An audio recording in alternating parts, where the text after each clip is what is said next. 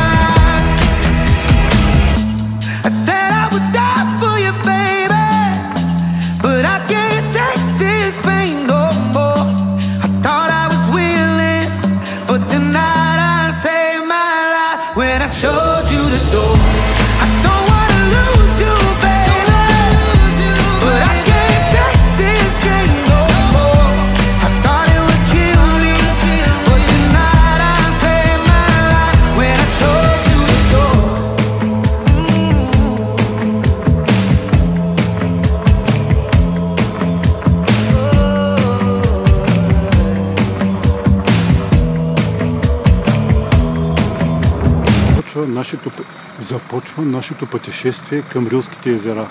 На първия ден, 30 август 2024 година, в момента сме пред двореца Царска Бистрица, резиденцията над Самоков.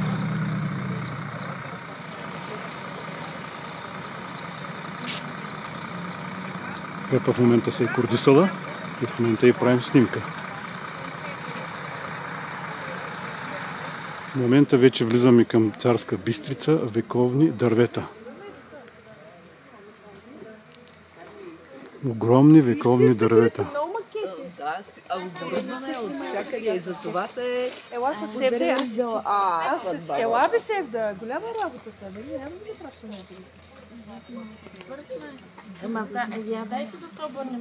В момента Пепа е застанала до вековни дървета и голисни. Не случайно тук местността се казва Чам Кория. Пепа в момента е 1,70. Показвам само дървото колко е високо.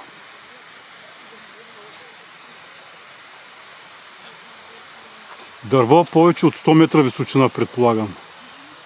Показвам едно вълнуващо планинско поточе, което е по-чисто от всичко, като момина сълза. Ето го в момента. Поточето румоли и в момента се вижда чисто като момина сълза. В момента ще покажем един от най-добрите водопади тук, който съм виждал. Страхотно чиста вода. Страхотно чиста. Отиди там да те снимам при една жена, дето е. Е там горе. Страхотно чиста вода. Приказка.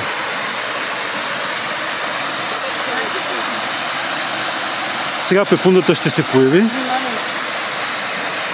и ще я покажем. Показва се една друга булка.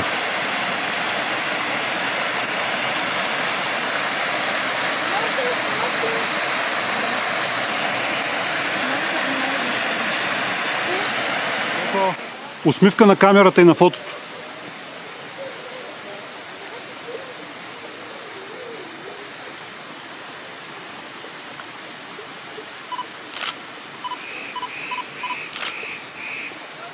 В момента сме пред много добро попадение.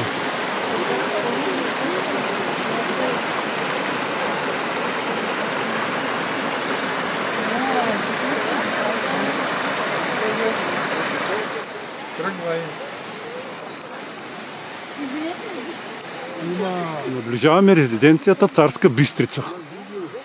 Тук, където царете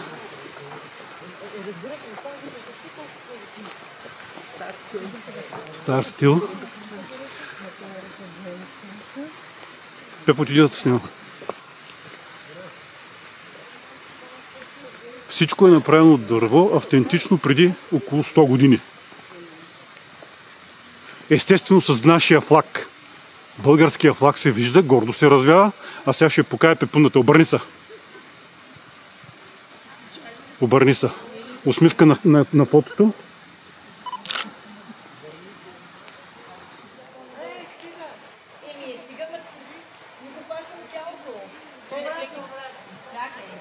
Всичко е от дърво.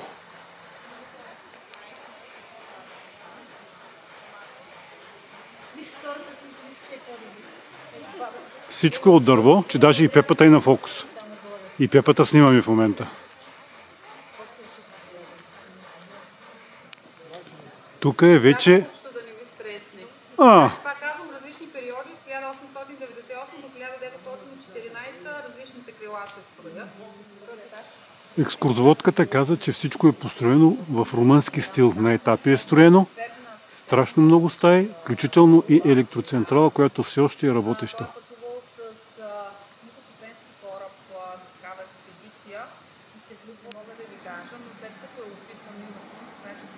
Страхотно много стаи, с много вътре се виждат картини, ловни трофеи. Страни, където е зеленото чадърче, подминавате го, там се намира бившата конюшна, превърната е в момента в картинна галерия. Там, да, а там, където е само чадърче, пък е кафе. Бяла мура. Там централата и може да продължим напред. Значи оттам се продължава. Това ми беше мисълта, затова и казвам, да. А оттам се... Да, милкото. Тук конюшна ли? Отиваме към галерията на Царска Бистрица, на царя. Галерията на Царска Бистрица на царя.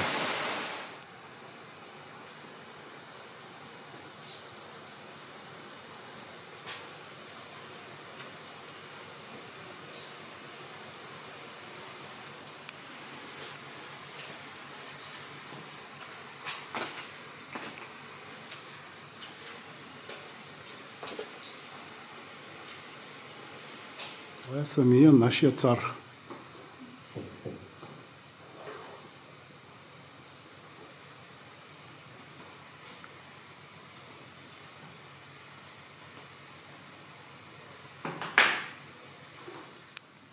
Това е неговата коронясане.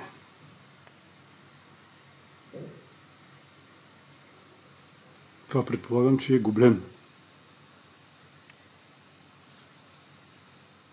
Трябва да извадим чудо на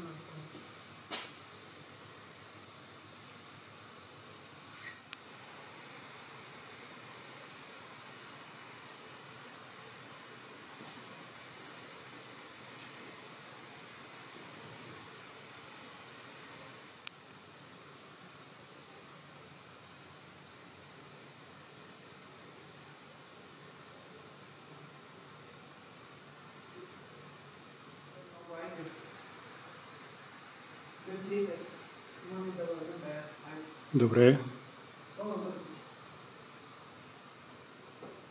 Тук има снимки от Варненския Евксиноград.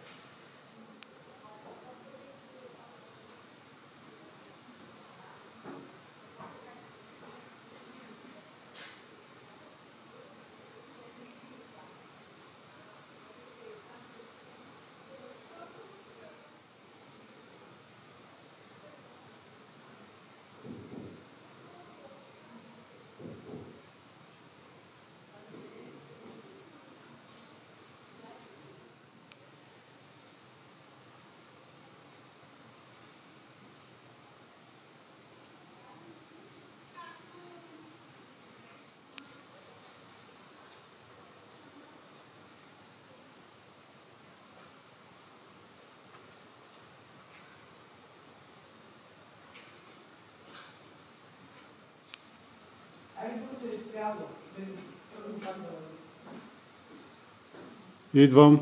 Беше ми на мокрика, так ми дойде.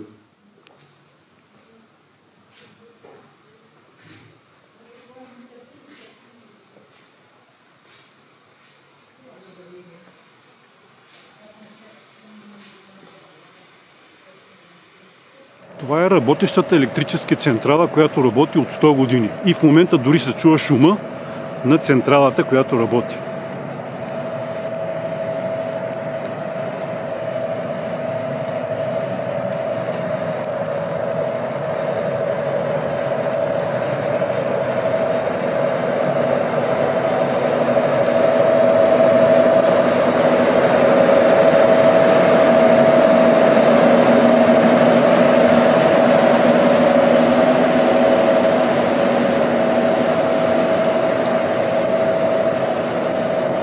Последно приближаваме Параклиса, който е на Царска Бистрица. След като видяхме и токогенераторите, електроцентралата, в момента отиваме към Параклиса. Параклиса се казва Свети Йоан Рилски чудотворец. Ето го. Храм Свети Йоан Рилски чудотворец. А пак тук е обозначението на маршрута на цялата Царска Бистрица. Параклиса, където сме. Параклиса, кафетерия. Вие сте тук. 3. И вече вход. Показано е къде е. И вече се връщаме към изхода. Водно-електрическата централа, галерията, двореца.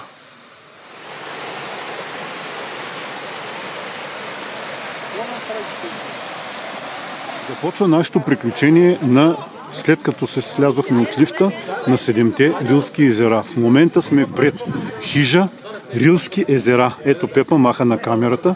В момента да се види голямата хижа. Дърпам се назад да може да я хвана цялата. Пепундата е в жълто и всичко се вижда. Всичко се вижда. Това са всички хора, памперси, дъждобрани и дред така. Тръгваме нагоре към планината, но всичко е в мъгла. Всичко е в мъгла. Хижа Рилски езера. В момента ще видим голямата мечка, която ни чака.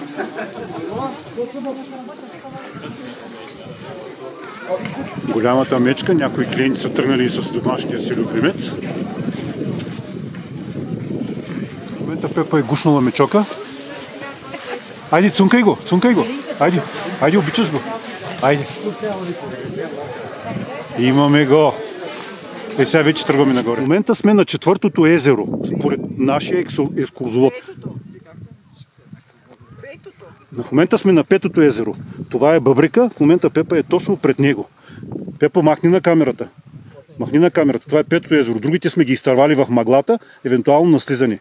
Това е 5-то езеро. Ето, вижда се. Това е Пепундата. В момента тук в ниското е първото езеро, еди кое си, 4-то или 5-то или езеро Бъбрика, но понеже мъглата нищо не се вижда, ще го видим на снимката. Ето го. Езеро Бъбрика. Циркус 7-те Рилски езера. Ето го, всичко го взимаме на камерата. Всичко да го има на камерата. Сега ще минем от другата страна на указателната табела. Това е божественото цвете. А пък тук се виждат всички езера. Виждат се всички езера, но поради невъзможност мъглата да го видим, го имаме на камерата от снимка, която е направена при хубаво време. Най-високата част на Рилските езера. Страхотно поточе тръгва от тук. Пепо, махни на камерата. Махни на камерата да навидят. Ето я. Пепа, жива и здрава, даже усмихната. След един час преход. Ето го поточно. Страхотно поточно се вижда ясно. Пепо, махни на камерата.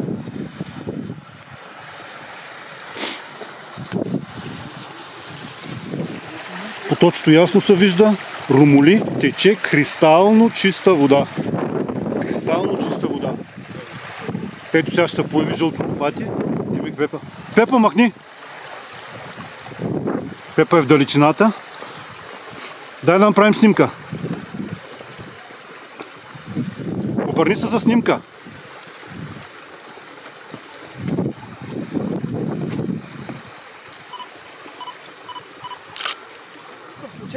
В момента сме на 6-то езеро на височина 2400 метра. 2440 метра според екскурзовода, според водача. То не е едно и също. Така. И остава само последното езеро да качим, което има още 20 минути. Пепа, махни на камерата. Махни на камерата. Да снимаме и човека, който ни подсказва тази информация. Да е жив и здрав. Да е жив и здрав. Така. Всички ги имаме на видеото. Ела, Пепа, на той, на езерото. Хватя се снеми тия, които не станали бе. Айде застани на езерото. В момента сме на езерото Окото. Айде, здравко. Пепо, махни на камерата. Лори, Махни на камерата. 8 броя да се събереме тук. Махни. Имаме го. Така, там слязахме от лифта, където показваш. Тъй, първо е Бъбрика. Бъбрика. Окото сълзата, като такова ми е тук преди Бъбрика, трябва да минем надясно. Те са да ги видят другите. И тук, след долу, трябва да се върнем и по тази пътека да се приберем до Рилските езера. Да се приберем до лифта. Да, значи трябва да минем сега по другия маршрут. Айде да покажем другите неща. Да покажем тук в момента Окото, където се намираме. Ето го Окото. Ето го Окото. Сега ще покажем от другата страна. Ето го маршрута. И в момента ще покажем най-добрия козел на света. Ето го. Най-добрия катерач в парка. Дивата коза. Сега ще ви покажа на живо. Ето е дивата коза, до нея е другата дива коза. В момента сме на 2642 метра.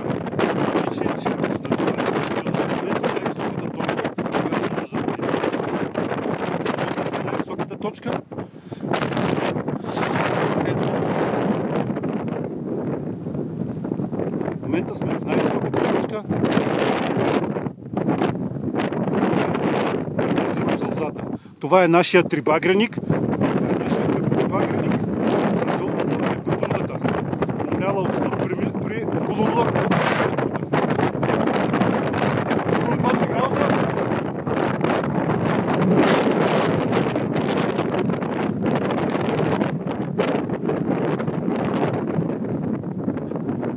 Нашия гид в момента тук ни подсказва 2550 метра. 2550 метра, като каза 2642 метра. Няма да дължи важно, защото е национален трибагреник и Пепо от лодата страна да се снима. Пепо, хвани знамето.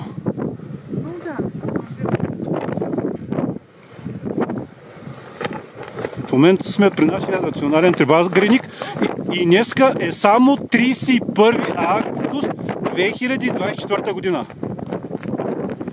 В момента е 31 август 2024 година. Ето, кажи здравей. Помахай на камерата. В момента сме най-високото езеро от Седемденилска земя. Езеро Сълзата. Ето в момента е пред самото езеро. Това е всичко, което се вижда. Сега ще покажа доказателството, че сме тук. Ето го. Всичко се вижда на кадъра от видеото. Тук в момента сме на езерото Сълзата, най-високото езеро. Така, вижда се. И в момента ще покажа доказателството, че сме тук. Езеро Сълзата, която е на височина 2535 метра. 2530 метра в момента се вижда, че сме езеро Сълзата. Всичко. Ето, езеро Сълзата. Ще покажа доказателството. Ето е Пепа. Пепа, помахай пред езерото. Помахай. Приключваме с видеото за днес най-високата точка. Показвам отново.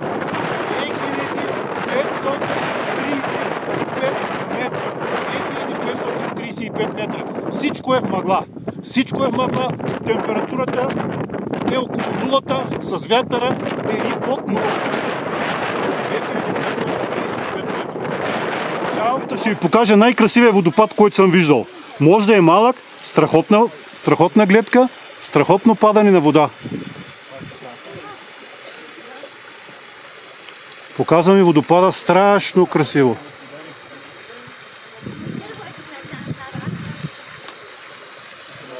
И в момента Пепа се е надупила и пълни водичка от чушурката. Пепо, усмихни се на камерата. Пепо, усмихни се на камерата. Помахай. Пълним водичка.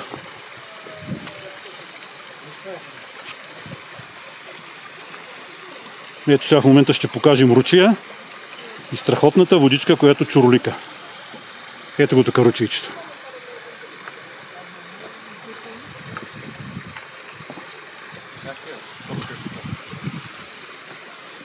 Пепа, помахай.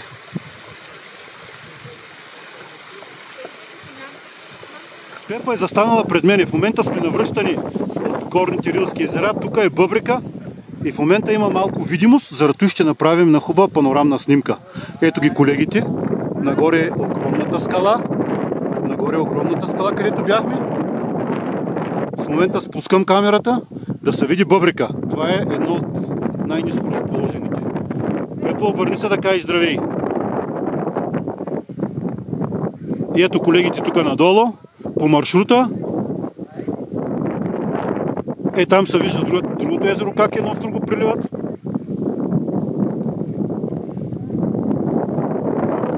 Страхотна панорама. Ето, вижда се цялото езеро. Цялото езеро е във видимост. Мъглата се вдигна. Просто сме благословени. Водата се вижда. Отново ще покажем странните висоти. Това са колегите, които нагоре катерят.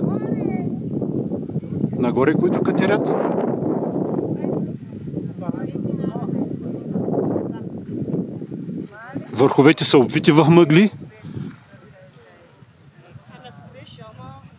И тук вече се вижда бъбрека. Бъбрека се вижда. Бъбрека се вижда, и Пепа се вижда, и вече колегите всичко се вижда. И там надолу вече другата вода. В момента всичко се запули отново в мъгла. Балкана си знае работата. Не пуска как бъде. Не пуска как бъде аванта.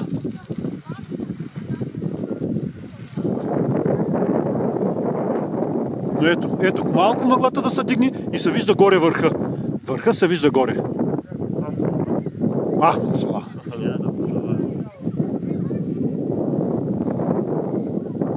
Там в далечината има страхотно поточе, което е между огромните скали. Даже има ентусиасти, които слязат. В момента Балкана даде време да се види какви са огромни скалите. Какви са огромни, уникални скалите. И слънцето някъде пробива, а пък е там колегите в далечината, в най. Ще дадем сега зум. Ще дадем зум.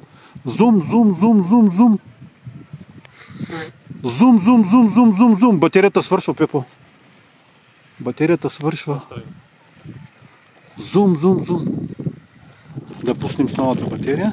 В момента мъглата пак дойде, но все пак се вижда езерото Близнака. Така. Близнака. Там има от нашите колеги, туристи, които искат просто да го пипнат. Много са любопитни. Ето, Близнака се вижда. Тук има други колеги.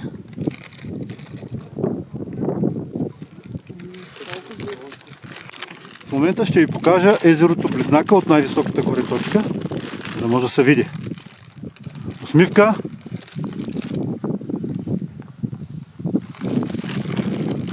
Мъглата днеска ни прави номера. Това е истината. Пепа, усмихни се на камерата. Помахай. Зачервила си буските, ще кажеш, че си изпила една бутилка червено вино. В момента Пепа много добре се вижда на фона на двете езера. Ето те преливат едно в друго. Това ако е Близнака, ето сега в момента го показваме, да се види много добре на камерата. Ето го. Мъглата се дигна, просто е страшен кеф. Просто страшен кеф. Мъглата се вдигна, невероятно се вижда всичко. Всичко.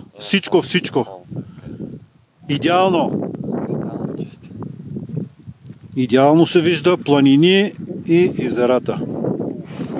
Ела тук, Пепо, ела. Тук много добре се вижда всичко. Страхотна панорама. И всичко се вижда. Да. Пепо, ела. В момента това е езерото Близнака. Тук сме на най-ниската точка, дето се казва на кота 0.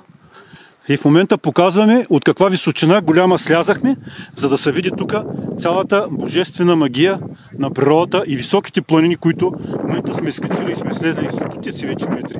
Пепа, махни на камерата. Направи снимка на това.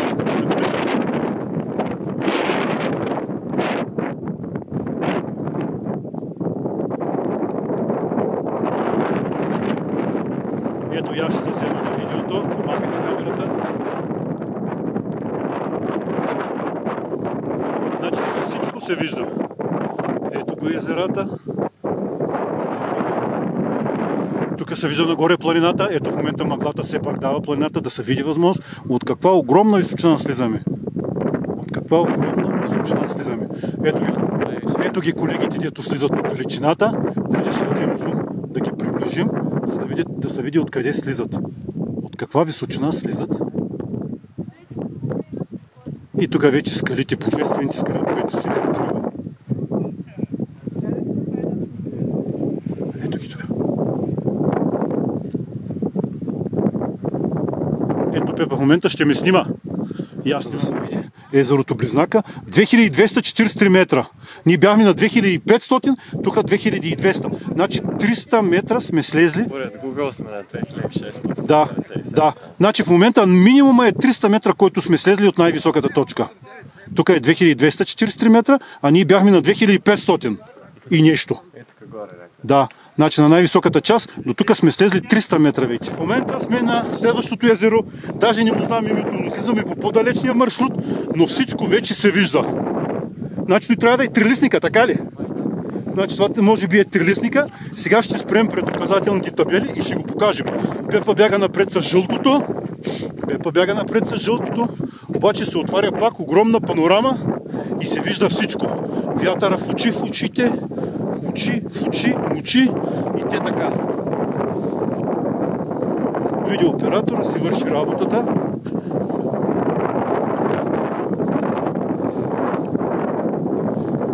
И в момента се вижда цялото езеро, обаче нивото е паднало. Вижда се как нивото е паднало. Ето мъглите как идват и заминават. Колегите отпреде и отпреде първата хижа, която може да се види на най-голямата надморска изучина. А отсреща скали. В момента в далечината се вижда една малка къщичка, която е цялата от камък и коминчето леко пуши, а отстрани камънаци, скали величествени, които стоят тук от хиляди, да казвам от милиони години. От милиони години. И тук там е вече иглолистна растителност. В момента сме пред езерото Трилистника. Указателната табела много добре отваря приказка. 2216 метра. Река Джерман, приток на река Стряма. Значи в момента сме езерото Трилистника. Пепундата нещо вика? Да. Кое? Да, добре. В момента показваме езерото и ще отида на максимално ниско място, да може да се види всичко. Това е езерото Трилистника на най-ниското ниво и сега ще се обърна и Пепа ще ми направи снимка. Това е езерото. Вече Пепа е тук точно пред езерото Трилистника. Беше постъпила почти във водата. Ето я. А пък отсреща са най-величествените скали, които съм виждал. И в момента върха отсеян целия в мъгла. И в момента мъглата се разтиква и се вижда целия връх. Точно сме долу в ниското на ниво кота 0 на езерото Трилистника. Върха се вижда чудесно.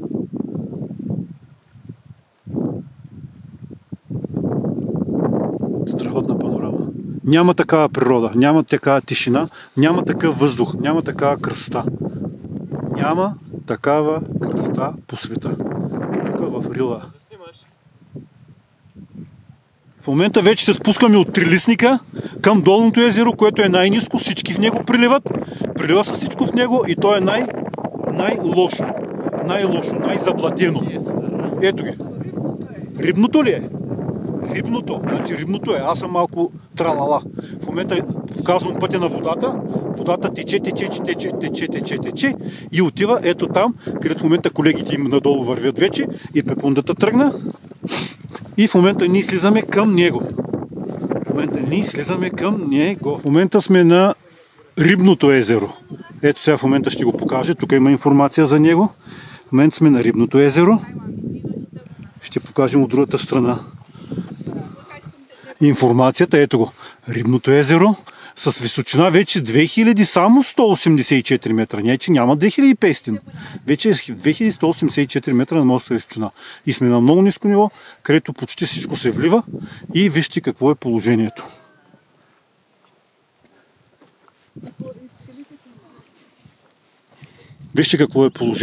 Вече се виждат големи хижи, големи. Тук всичко е заблатено. Заблатено е. Там се виждат вече заблатените места. Тук сме много ниско. Там горе бяхме буквално на върха. 2100 е едно, 2500 е друго. Значи едно 400 метра за тук за няма и час сме слезли. Около 400 метра надморска височина сме слезли. 400 метра. Върха целият заболен в мъгли. А показвам, това е Рибното. А ние слизаме отгоре от най-високата точка, където са мъглите, където височината е над 2500. Запис. В момента тук сме на Рибното езеро. Сега, тук целият маршрут, който в момента показваме, трябва да се мине, за да отидем до долното езеро. Пепа, махни на долното езеро. Махни се, ако махни. А пък в далечината, там където се вижда вече, там трябва да бъде лифта. Айде. Пепо, на камерата, на снимка. Помахай на камерата.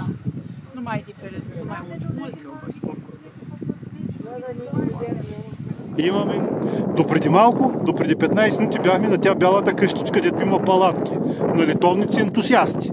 Вижда се в момента всичките планини, а в момента ще покажем къде е най-ниското езеро, демек Долното езеро. Най-ниското Долното езеро. Да. Значи в момента, ако до там трябва да слезем, просто нямаме вече сили.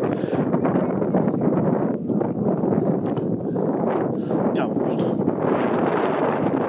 Аз мисля обикален. Просто много обикален. Много.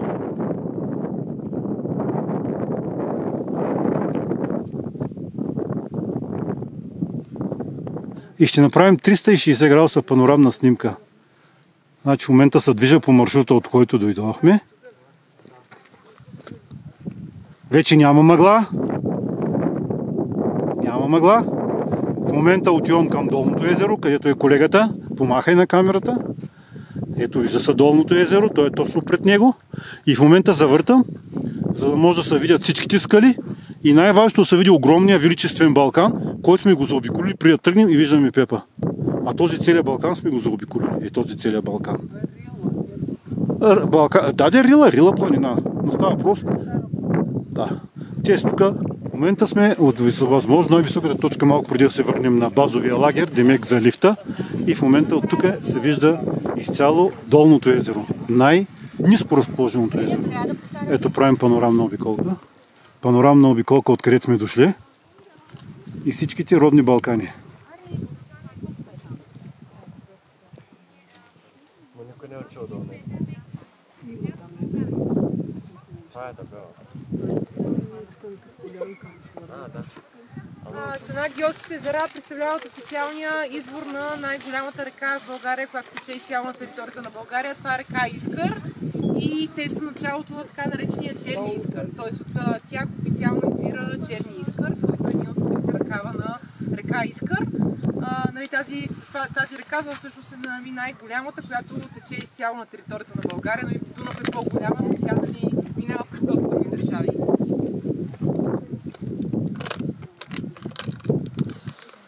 Качихме се по десния маршрут до Седемте Рилски езера. Тук се връщаме по левия маршрут, който е по-далечни. И в момента, качвайки се, идваме от тази страна на сградата. Ето е сградата.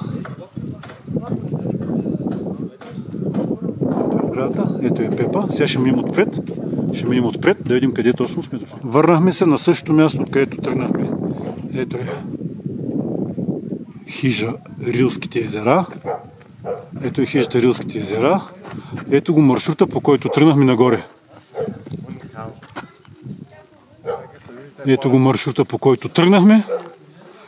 И аз си мислех, че тук ще се обиколим и тази планина и ще слезем, ама станаха 4 часа пълни. Ето го.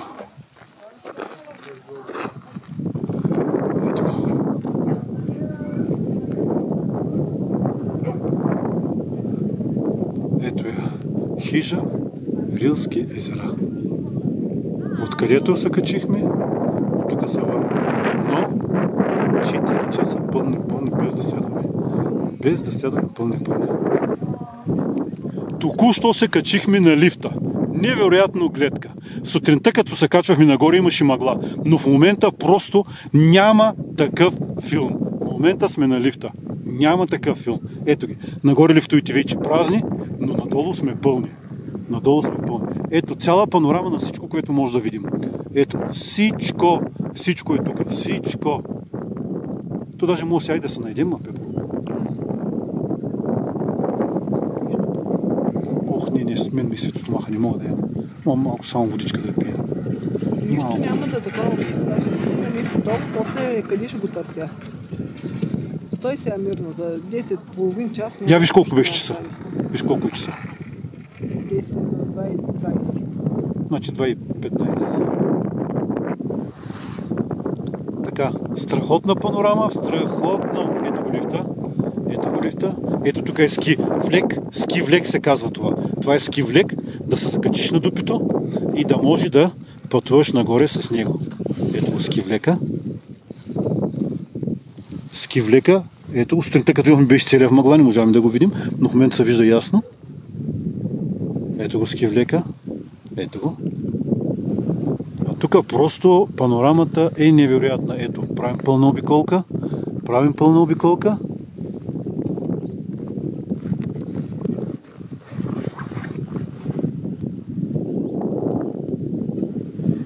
Ето. Няма значение. Динуля, ако е тръгнала по пътя, може да се и върнала.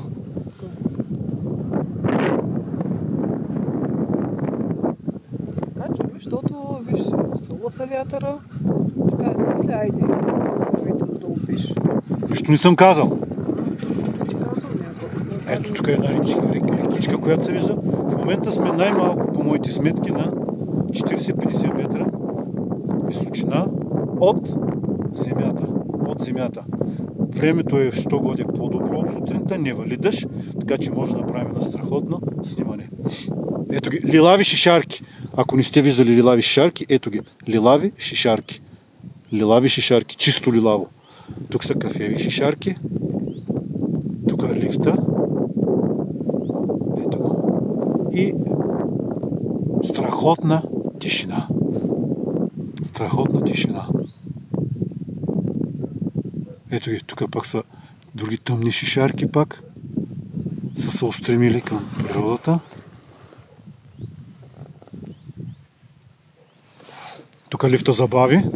Явно се качват хората, малко забавя. Страхотно. Страхотно. На нагоре ни беше толкова красиво, колкото сега има просто панорама. И най-важното е мъглата почти се вдигна, за да могат да се снимат цялата рилска природа. Цялата красота на Рила. Пак някъде даже и слънце пробива. Вижда се в ниското слънцето, където пробива и го виждаме. Ето има ентусиасти, които пока сегащи на 31 август при температура бая им замръзнат от пола.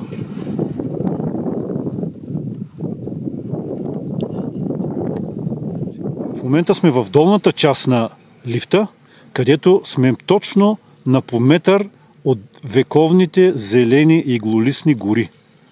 На метър. На метър. Просто не знам колко метра вече сме много надолу, но страхотен наклона. От двете страни са огромни дървета, които са над 100 метра според мене. Извисяват се към върховете на света. И красотата е невероятна. И вятъра отихна. Просто направо се чудя как не съм заспал.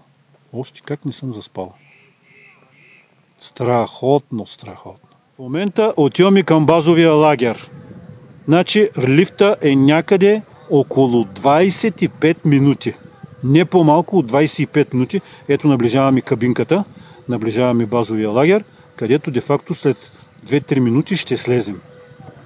Просто вече сме на финала на нашето преживяване с лифта и вече сме много ниско. Много ниско сме, където колите слигат. Където стигат колите, автобусите и където е всичко. Ето сега тук панорамна снимка ще направим и да се видят вече, че до тук колите стигат. Не повече. Не повече. Тук е базата.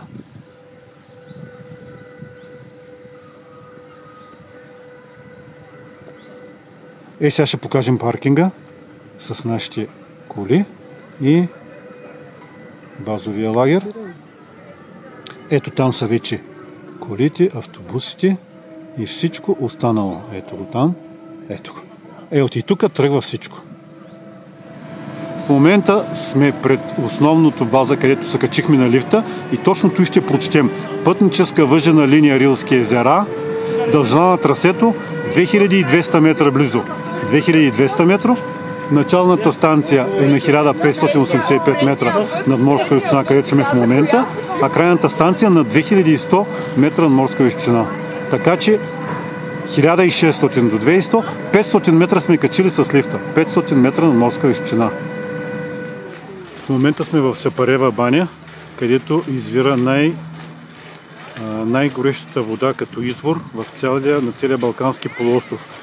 Водата е с температура 103 градуса, в момента пръска, вряла, гореща, пръска и мирише на запъртък, на развалени яйца.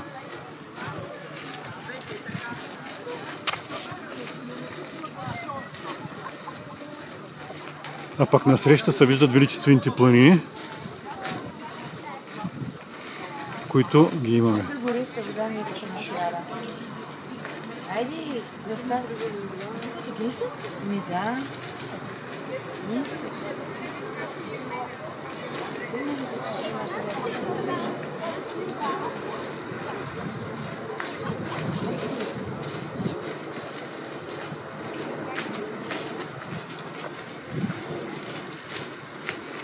Нагоре се вижда планините.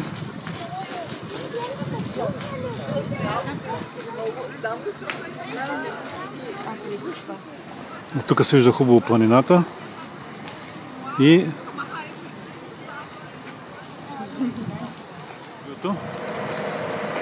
да се види и това, и комфорт холидей. Хайде, кажи здравей на гейзера, Заведението се казва Гейзера, защото тук е най-горещата вода на целия Балкански полуостров. 103 градуса. Айде, кажи довиждане за днешния ден. Сутринта деня започна с много мъгла и сега завършва с много слънце. 31 август 2024 година. Кажи довиждане. Абе, махни с ръката до чао, бе. В момента сме на Цари Мали град. Това е една огромна височина, от която в момента се вижда цялото низина, всички планини и в момента се качва лифта. Едно малко асансьорче, което пътува 6-7 минути отдолу догоре с денивелация 200 метра, предполагам. Ето е кабинковия лифт. Кабинковото влакче в момента пътува, втора серия, а пък насреща ще направим една панорама на цялата красота, която се вижда.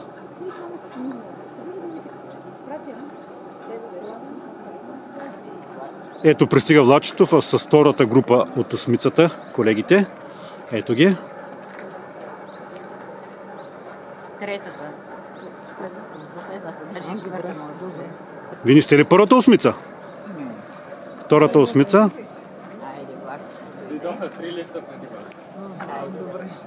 Така. Добре, иди направи снимки на... В момента ще влизаме в Цари Мали град. Тук са запазени само основите на съоръжението от едно време, а в момента вече новата конструкция е изградена в последствие възстановка на крепостта. Цари Мали град. Ето го тук. Целият подробен план, който се вижда. Сега ще го видим и на фотото. Така. Пристигаме към къстоантичната крепост Цари Мали град. В момента я вземаме. Да може хубаво да се види. 7 лева, не 5. Възрастни 10. Възрастна съм, ама съм пенсионерка. Не знам кое е точно. Така, в момента ще влезем. Пепо, помахай на камерата. Да. Пепо, помахай на камерата. В момента сме пред църквата Възнесение Христово. Възнесение Христово. Ще влизаме ли?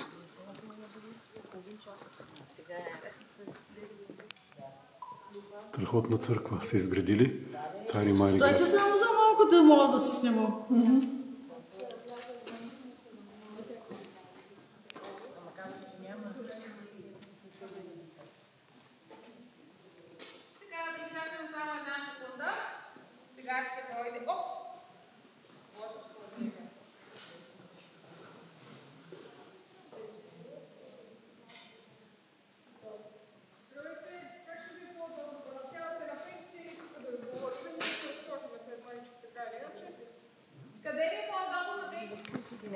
Айде! Откъде е вашата група? Варна, Бургас, Стара Загора. По света и у нас. Планината Берила, ето тая планинска верига, името означава суха безводна планина.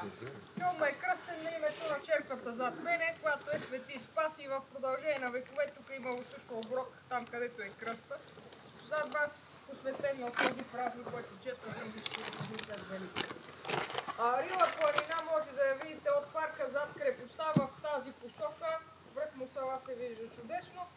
И Най-високата планина в центъра на пейзажа е Витоша, а зад черквата тук се пада по-ниската и дълга планина Плана. Във всички тези околни планини има така наречения магнетитов пясък. Това е суровината, от която се прави желязо. В продължение на векове тук е бил район за производство на желязо с особено високи качества, почти като стомана нераждаемо, и затова то е било предпочитано за направата на оръжия, на земеделски инструменти, на различни скрепителни части. В периода на късата античност, това е римско време, тъкмо преди Хан Аспарх да се посели с нас по тези земи. Тук възниква крепост, която цели основно именно да защитава железните ресурси, които се намират в околните планини, производството на желязо, като много важно във времена на турбуленции, каквото е времето на великото преселение на народите по това време, смущаващо Римската империя. Заедно с крепостта винаги са построявали религиозна сграда. В началото това е езическо светилище, след това църква, след като се покръства местното население към края на 4 век. И крепостта и църквата са били разрушавани при различни обстоятелства, наново възстановявани цели 3 пъти. Първият археологически пласт е едно езическо светилище с квадратна форма от 3 век. То е било посветено на някои от римските божества, не знаем на кое точно. Съществува до към края на 4 век, когато именно местното население явно е приело християнството, тъй като е разрушено и на негово място веднага се построява църква, еднокорабна базилика. Явно римляните са продължили всъщност сакралния континуитет, който е съществувал тук по времето още на траките. Траките са ползвали мястото като явно светилище. В ето тази част на хълма са намерени множество ями с депозирани в тях дарове за божествата, в които траките са вярвали. Ще ги разгледате в кула 1 на първия етаж. Това са брушчета, тесли, чукала, такива дребни предмети, ползвани между късната бронзова и късната желязна ера. В продължение на над 1000 години траките използват мястото тук. Най-интересната находка е един меч, който е къс, скитски меч, който е така извит, тъй като траките имат обичая, когато оставят оръжие в дар или в гробен дар, винаги да бъде в повредена форма. Ще видите и съвременна реконструкция на този меч, както е изглеждал, когато си е бил меч. И множество фрагменти от глинени съдове, траките са ги трошили нарочно в тези обредни ями. Тук, продължавайки религиозния континуитет на мястото, римляните построяват собствено езическо светилище и явно са оценили чудесното разположение на хълма за наблюдателен пункт за Самоколското поле в случая. И решават да построят малка крепост, която е била отначало направена от дърво. Тя просъществува до средата на 4 век, когато е опожарена и от нея останал един объглен пласт, в който археолозите са намерили монетка, датираща опожаряването именно в средата на 4 век. Почти непосредствено след това се появява каменна крепост на нейно място. По това време управлява император Валент I, а империята е смущавана от нашествията на готите от север.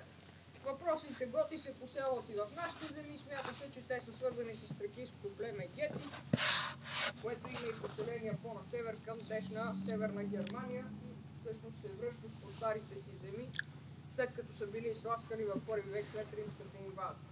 Ще видите две витрини с съдове от тяхната култура, които са намерени в срещуположното село, което виждаме, Поповян. И там пише съдове от село Поповян. Готите всъщност не разрушават крепостта, правят го следващата вълна от великото преселение. Това са хуните в средата на 5 век, които помитат една голяма част от балканските крепости на империята, чак до Сол. И за последен път в времето на Юстиниан Велики е възстановена крепостта. Именно в този вариант сме я реконструирали днес. Така изглежда, тъй като има малки разлики в плановете на първата, втората и третата крепост.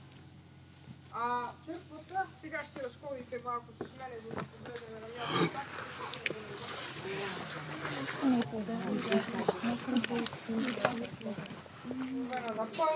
Това е езическото светилище от 3 век. Това е едната му стена. Тук е имало коридор тесен в средата. Това е другата стена. Разрушено е в края на 4 век и на негово място се появява ето тази еднокорабна базилика, като средата на сградата е някъде ето тук. Половината от нея попада под по-късната църква от 6 век. Тази не е имало. Ето тук в края се вижда съвсем ясно Това е алтарната апсида, където е стоял свещеника с съзидана алтарна маса, характерна за по-ранното християнство. Ето е другата стена на църквата, къде отива. Тоест, това тук не го е имал. Това е от 6 век по-късно построено. Ясно си личат оригиналните тухли.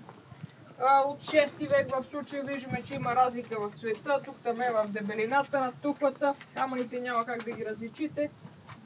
Ето това са вече съвременните тухли, които са и по-нефелни като качество, тъй като това са и занаят. И хората едно време са знаели какво правят. Ето това са съвременните, това са тухлите от 6 век, които не може. Те са много по-чаки от нас.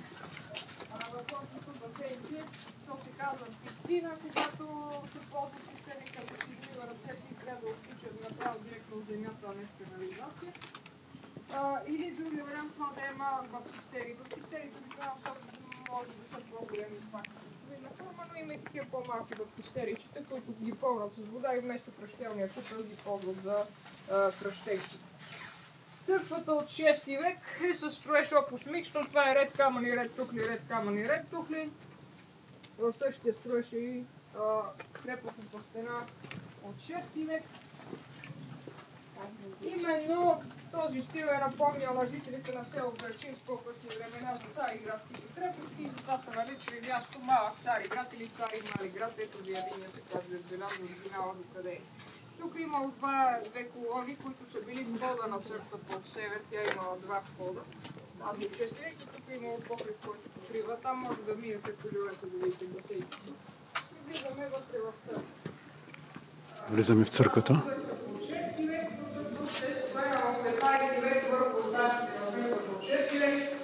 В края на 6 век има много силно земетресение, което разрушава всички сгради. Тук и място повече не е използвано като крепост в качеството на укрепление. Обикновено крепостите в нашия район се ползват по-късно от българските поселници, чак до време преди вашето това, но в случая не е така, тъй като земетресението е разрушило крепостта почти цялостно. Но много векове по-късно, средата на 15 век, това са първите векове на османското владичество. Тук е построен малък храм. Вероятно във връзка с това събитие, пренасенето на мощи на свети Иван Римски, което се осъществява именно в средата на 15 век и знаем, че в него участва местния свещеник на село Гълчин, това е селото точно под нас, Йоан. За да посрещне мощите пребиваващото, той вероятно накарал местните жители да построят църквата, която са посветили на празника Свети Спас или Възнесение Господне. Тук място е било удобно, с оглед на това, че е имало много строителен материал, отпадналите римски сгради, няма нужда да мъкнат камъни от някъде другаде или тухли. И набързичко, за времето, в което ще пристигне процесията, са могли да спретнат този храм, като не са ползвали паруса на замазка, глина или кал, като на места колегите са оставили оригинала от замазка. Тук виждаме храмовата икона за Свети Спас. Исус Христос 40 дни след възкресението си се явява на апостолите и Дева Мария и се възнася на небето пред техните очи. Това се случва на Елеонския храм, който е възвишение близо до Иерусалим. Качвайки се на това, моите християните много често с този път си спомнят именно това библейско събитие. От тази страна виждаме иконата на Свети Йоан Рилски. Всяка година тук минава шествието. Ето това е маршрута, по който са минали оригинално с последното пренасене на мощта на Свети Йоан Рилски. Те се намирали в Търново като столица на Второто българско царство и са пренесени където се идват днес в Рилския манастир. От тази страна виждаме три са светци войни от Кривиковския манастир, реплика на фрески от 13 век, Свети Меркурий, Свети Теодор Тирон, Свети Георги, Свети Теодор Статиот и Свети Димитър. Те са мъченици, пострадали по времето на гоненията срещу християните до времето на император Константин Велики. Християнството е било много преследвано в Римската империя, наказвано и със смърт. Може да погледнете как са били облечени въоръжените. Така са изглеждали войниците в нашата крепост. Те са били стотина човека гарнизон в турбулентни времена, по-малко в мирни спокойни времена. Имаме един манекен, облечен по същия начин с съвременна реплика на облекло и въоръжение от периода. Това е една от малкото така вещи, които не са оригинални находки в витрините, кожени бутуши, панталони, дълга дохлята туника, която се казва туника маликата. Ризницата обикновено е била от малки плетени хълтички, така наречената лорика камата, става изключително популярна в този период, тъй като има нужда от по-малко почистване от рендал, колкото останалите типове брони. Шлем на главата, от различен тип, този е келтски, има и такива с гребен на главата, който се казва интерци, са ние точно такъв сме сложили. Лъки стрели, при римляните те са по-слаби от тези, примерно на завоевателите куни, които имат композитен лък, направен от няколко слоя, различно изсушено по специална технология дърво и обвито с кост отвънка. Той лък има изключителна мощ и с това дава тактическото предимство на куните на римляните в много от битките. Меча и копието в периода на великото преселение на народите са удължени в римската армия, за да може да се достига конник на неговия кон. Преди това римската армия се е била предимно с пехота и затова по-късите оръжия, мечите и подладиус и малко по-късно копия си им вършили работа. Щитът е бил като последния щит в ръцете на Свети Димитър с голяма кръва и елипсовидна форма. Ще видите такива в експозицията, може да ги купите и да се снимате с тях.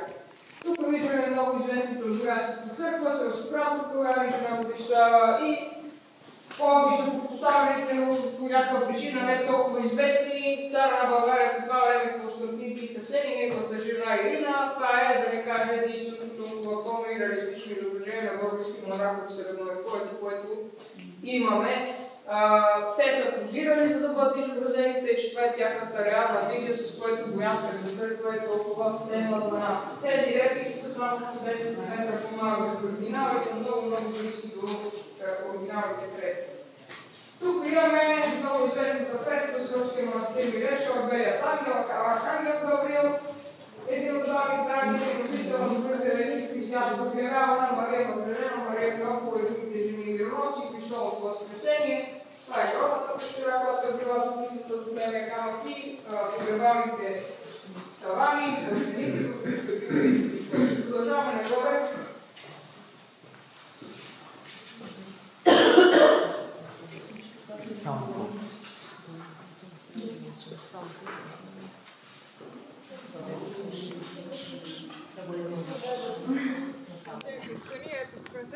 Ето тук имаме един фрагмент, ето там отзад имаме още един голям фрагмент, паднала фасада на кулата.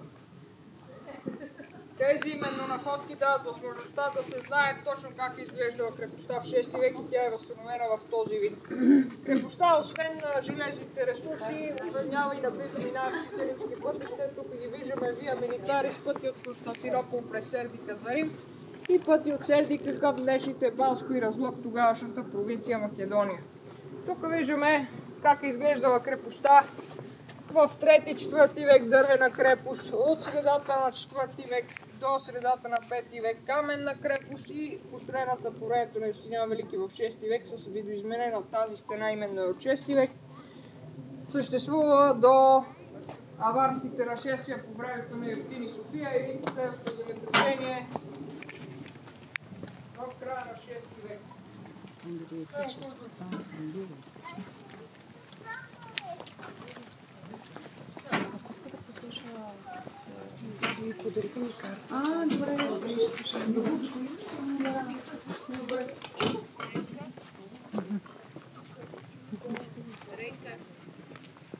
Ела тук е.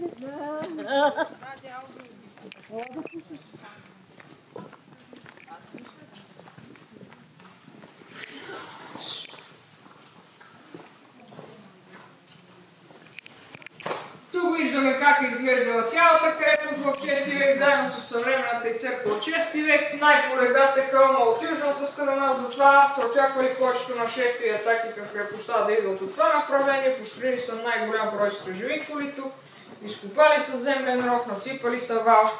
В крепостната стена има малко сгради, те са с обществена функция, почти няма жилищно строителство. Там, където е малката къщичка, са били казармите за войниците, сградата с двойния покрив е хорем, т.е. житницата на крепостта. Тук има сграда, в която са намерени чанове от някакви селскостопански животни, вероятно обора. В средната част не са строили нищо, защото местните цивилни жители, които са живяли долу, където са минералните извори край село Белчин, те са всъщност основният фактор, който привлича хората по тези места.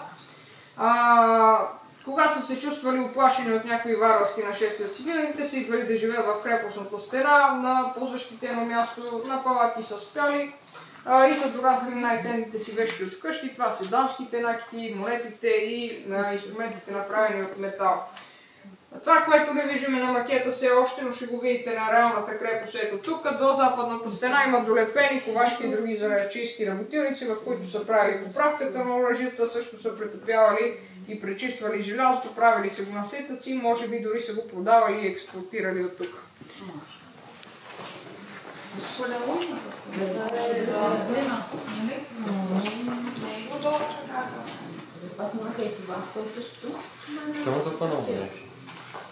Let's see the maquette.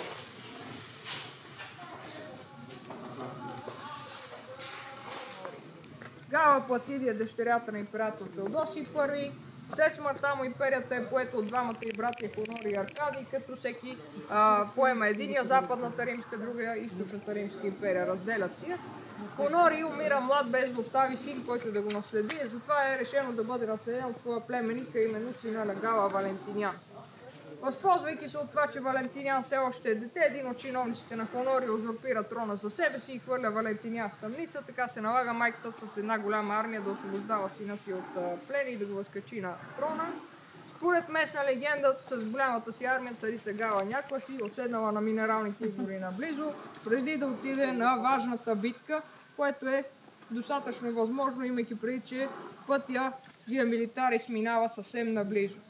Тя управлява 18 години вместо него, както казах. В Равена има собствен мавзолей, в който е портрета, истински портрет. Това е мозаична версия на този портрет.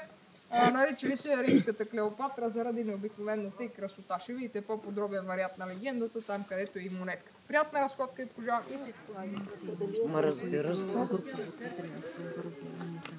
Но чули? Госпожа където качвала се тежка за цялата гора. Тя ми е Боже език.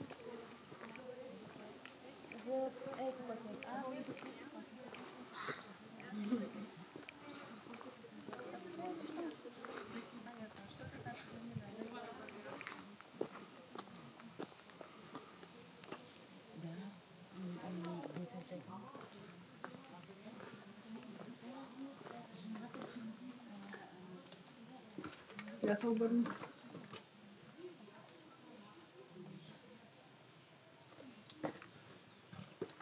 Хайде обърна, кой е била крепостта, гледай.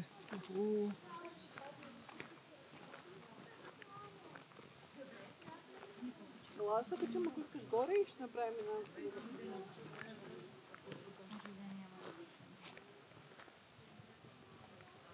Смелите. Днеска и качването ще да е по-лесно. Няма късмет. Добре. Страхотно съоръжение.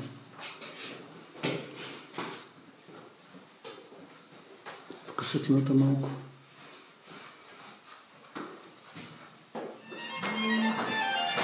Тук са ризниците на бойците на времето.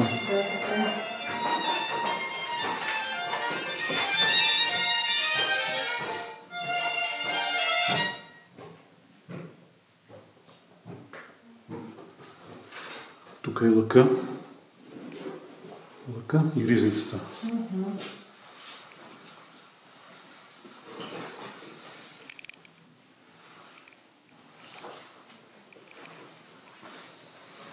Тук е бойното оръжие, брадва и кошени гащи.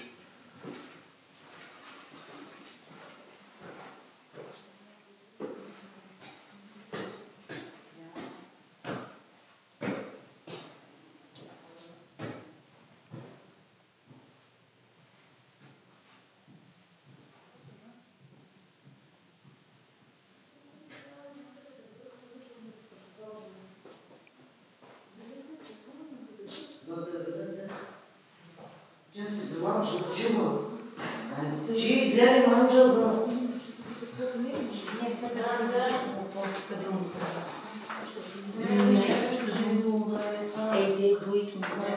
И ще направим една панорамна снимка, да се види цялата ограда на укреплението. Насякъде е имало войска на всички ъгли и местото е укрепено от естествената си височина и е било много трудно за превземане. И с огромната си видимост няма никакви проблеми да бъде защитено от всякакво нашествие.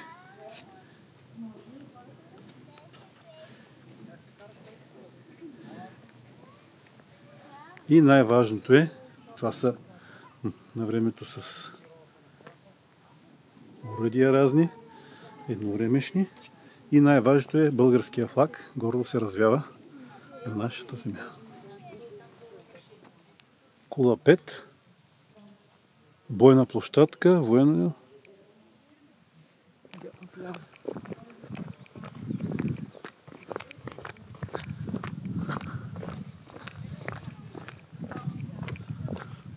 Много добре. Ма ви сега, то на времето всичко се е правило на високото, за да има огромна видимост.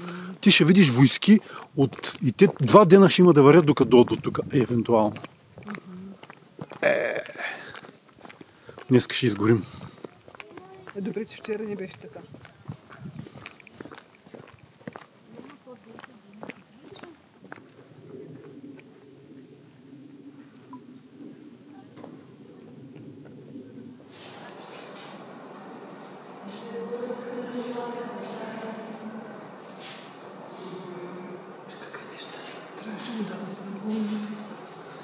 Откъде? Колко интересно. Това е намерено в крепостта.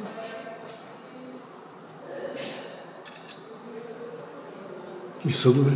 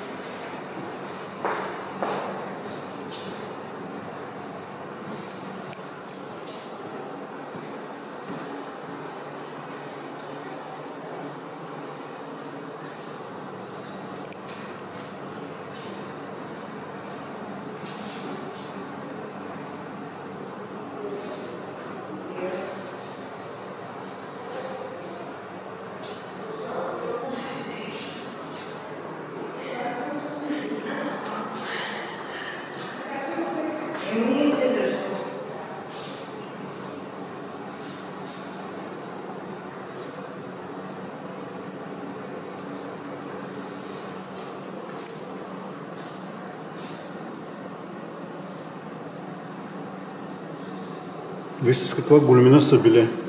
Порядъка на 1 стотинка от нашите пари. Виж, той са истински монето и виж са били колкото 1 стотинка и по-малки до 10 стотинки. Виждаш ли с каква големина са били? Ай, тук са били по-големите. Той са де-факто доларите и евраците. Ето ги. Значи големината е в момента на нашите 1 лев и на нашите 2 лева. В момента големината им. Ето ги тук оригинали разни.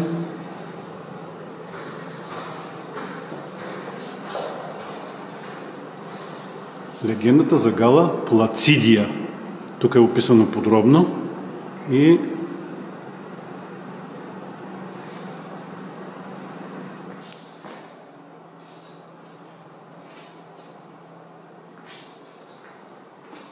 специални оръжия.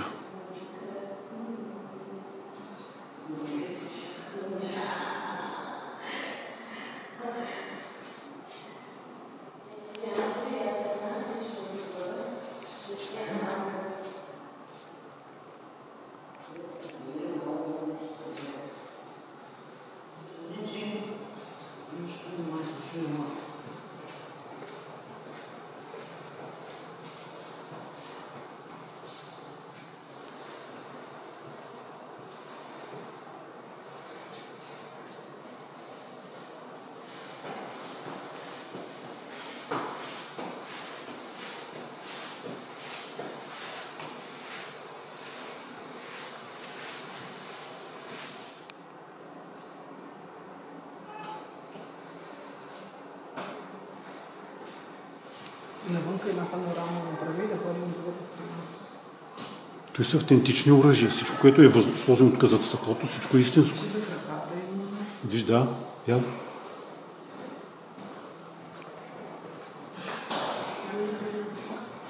Да, бе, имаш. Давай тук застен до тези да ти направиш снимка, като искаш.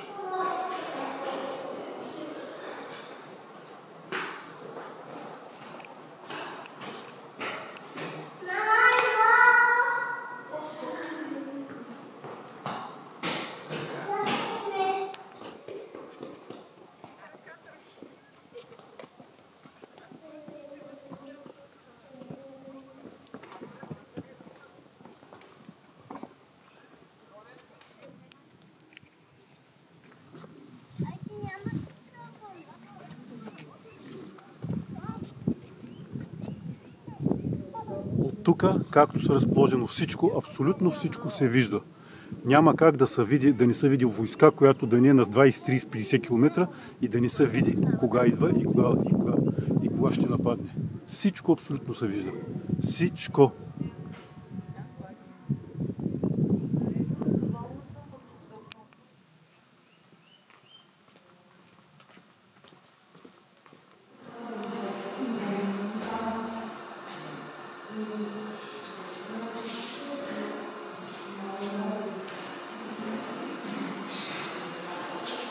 Делавите.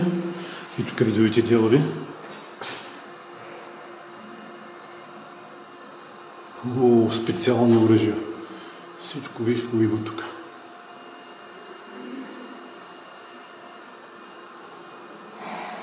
Тракийските мистерии в обради.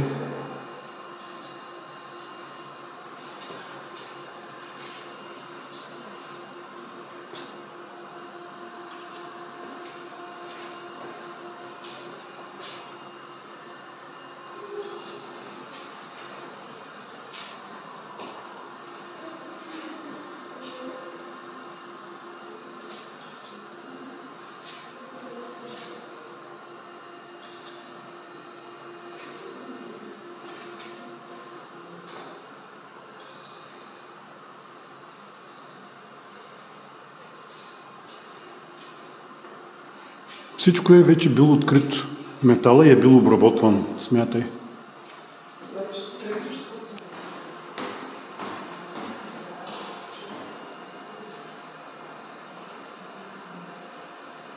Смятай още тогава, 3-4 век, какви тръби са използвали за мръсен канал. Пак сега не могат да сложат.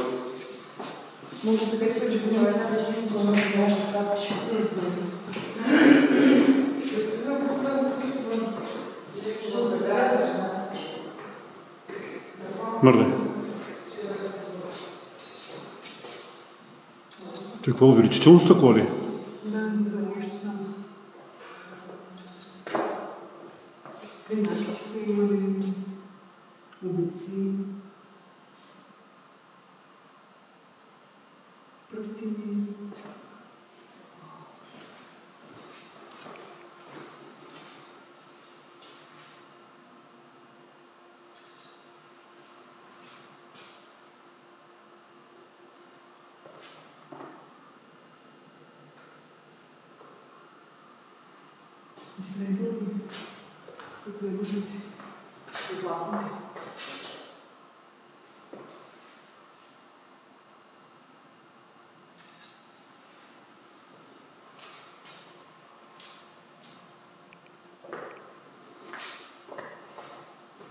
Той злато ли?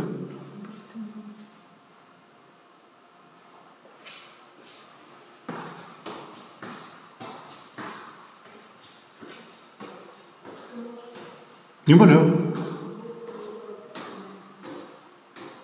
Занаяти. То наистина трябва да препускаш тук. Права е жената.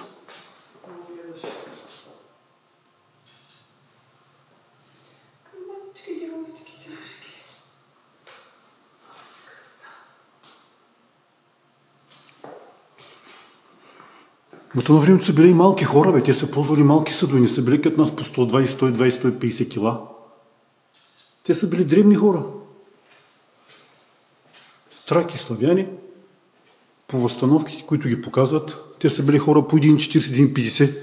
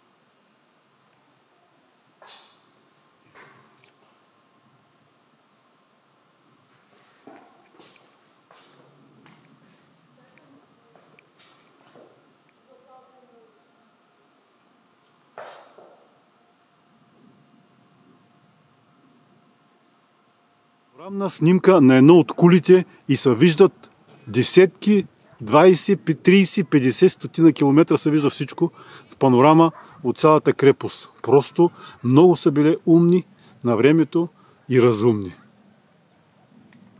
И практични.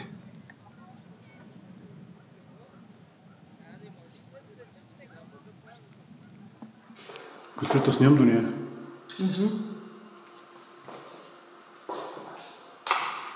Ето е Пепа застава до коя е таз? Венера. Значи, по екопътеката ние се качихме нагоре за 20 минути с 5 минути престой. Значи 15 минути е пътя нагоре, а на връщане за 10 минути слязахме по екопътеката Цари Мали град. Перфектно. Тук не можахме да снимаме в началото, но сега снимаме теснолинейката Демек ескалатора, който го изкачва за Цари Мали град. За Цари Мали град. Страшна красота. Страшна красота.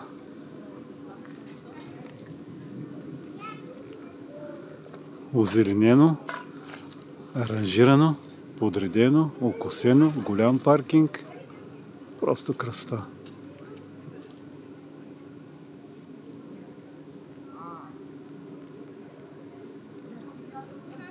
И теснолинейката горе.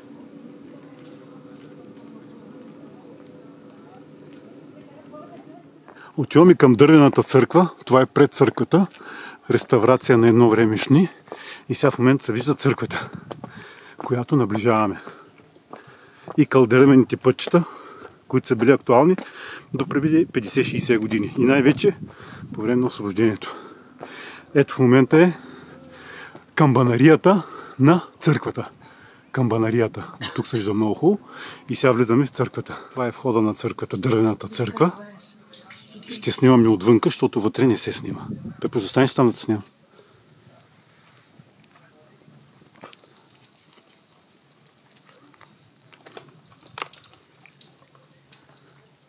Пепа тук е седнала до чешмичката с иконата и с мушкатата. Ето е Пепа. В момента сме пред етнографския музей на село Белчин. под Цари Мали град, село Белчин, етнографския комплекс.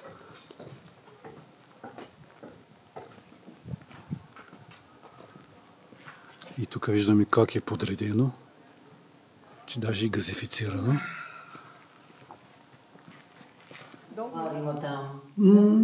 И сега ще стигнем до него.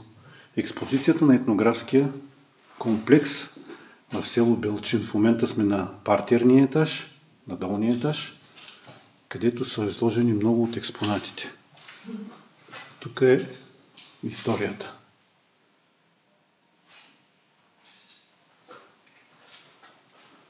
Това са първите пишещи машини.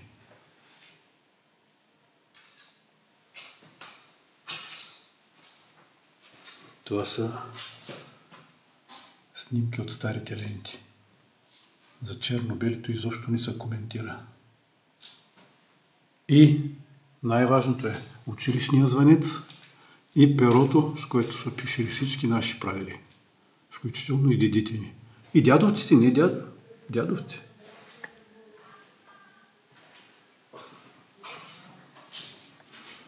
Първите печати. Протоколи, дялове, полици и какво ли още не. И на дървените налами за баня.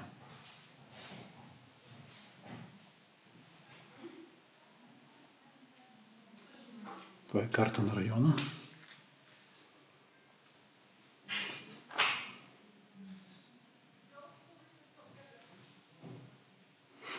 Войнишки манерки. Контракт. Войнишките манерки. Фенеричи. Ордени. Печати от войната. Историята на нашите родове.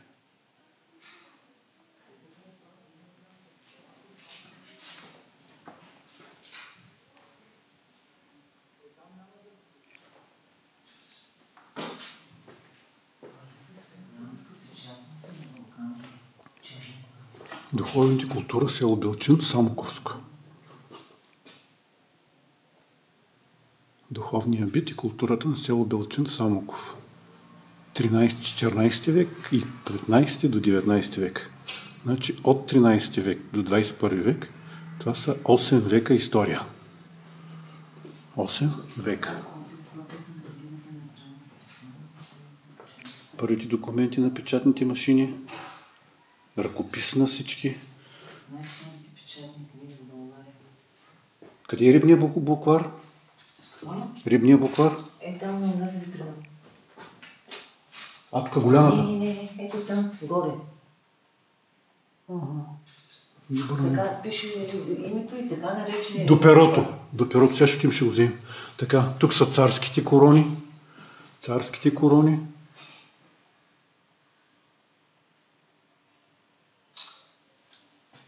Книгите, ръкописни, които са просто безценни. Безценни. А това е църквата Света Петка, село Белчин, която ние бяхме преди малко. Така наречената дървена църква, където се качихме и на втория етаж. Там не се снима, само отвънка снимахме. И се вижда и отчето ни показа къде са истински икони от преди 3 столетия. 3 столетия. Тук всичко е ръкопис. И ето е Света Петка. Цялата си красота. Така, тук са нашите монети. Добре. Така. И тук е цялата информация, която живот и здраве зимата ще я четем.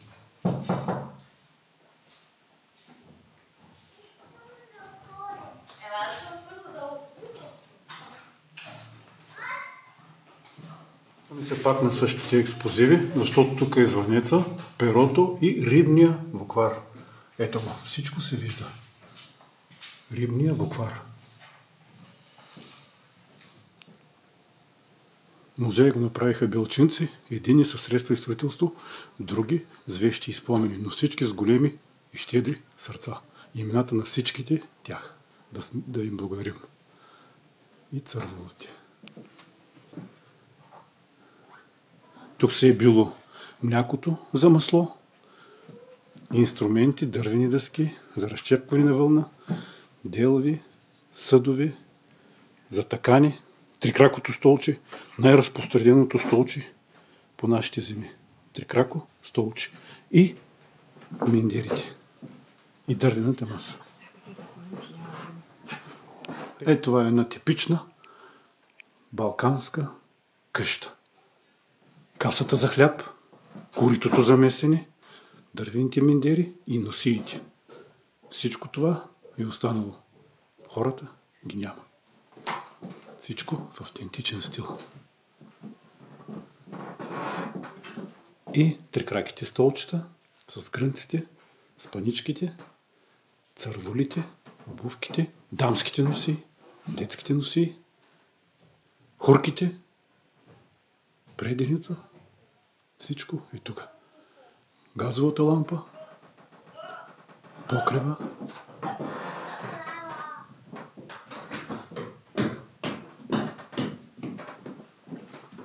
накитите на жените, маслобойната и най-важното е покрива. Всичко от дърво. Дърворезба, красота. Красота. И още един поглед на цялата стая.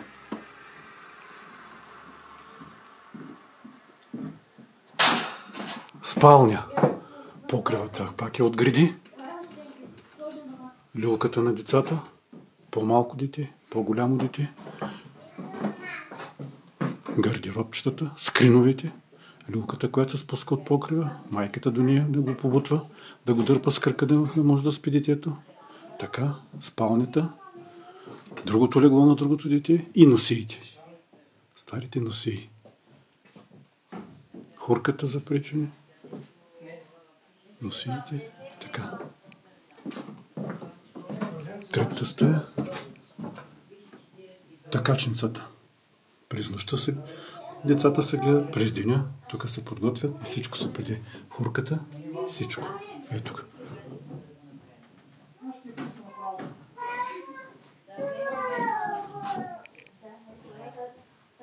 Българското знаме.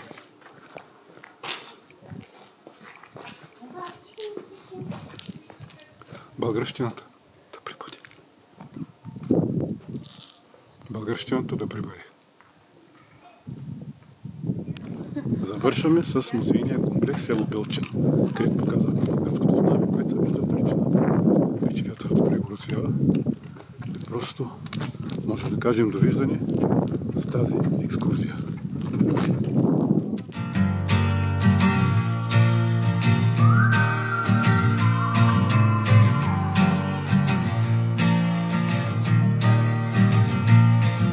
My baby born a Birkin. She's been telling me all night long. Gasoline and groceries, the list goes on and on. It's 9 to 5, ain't working. Why the hell do I work so hard? I can't worry about my problems. I can't take them when I'm gone. 1, here comes the 2 to the 3 to the 4. Tell them bring another round, we need plenty more. 2 stepping on the table, she don't need a dance floor. Oh my, good Lord. Someone pour me up a double shot of whiskey. They know me and Jack Daniels got a history. There's a party downtown near 5th Street. Everybody at the bar getting tipsy. Everybody at the bar getting tipsy. Everybody at the bar getting tipsy. I've been boozy since I left. I ain't changing for a check. Tell my mom I ain't forget. Woke up drunk at 10 a.m. We gon' do this shit again. Tell your girl to bring a friend. Oh Lord. 1, here comes the 2 to the 3 to the 4. Tell them bring another round, we need plenty more. 2 stepping on the table, she don't need a dance floor. Oh my, good Lord. Someone pour me up a double shot of whiskey. They know me and Jack Daniels got a history. There's a party downtown near 5th Street. Everybody at the bar getting tipsy. Everybody at the bar getting tipsy. Everybody at the bar getting tipsy. 1, here comes the 2 to the 3 to the 4. When it's last call and they kick us out the door. It's getting kinda late, but the ladies want some more. Oh my, good Lord. Tell them drink some. Cause I'ma pour me up a double shot of whiskey. They know me and Jack Daniels got a history. There's a party downtown near 5th Street. Everybody at the bar getting tipsy. Cause I'ma pour me up a double shot of whiskey. They know me and Jack Daniels got a history. At the bottom of a bottle, don't miss me. Everybody at the bar getting tipsy. Everybody at the bar getting tipsy. Everybody at the bar getting tipsy.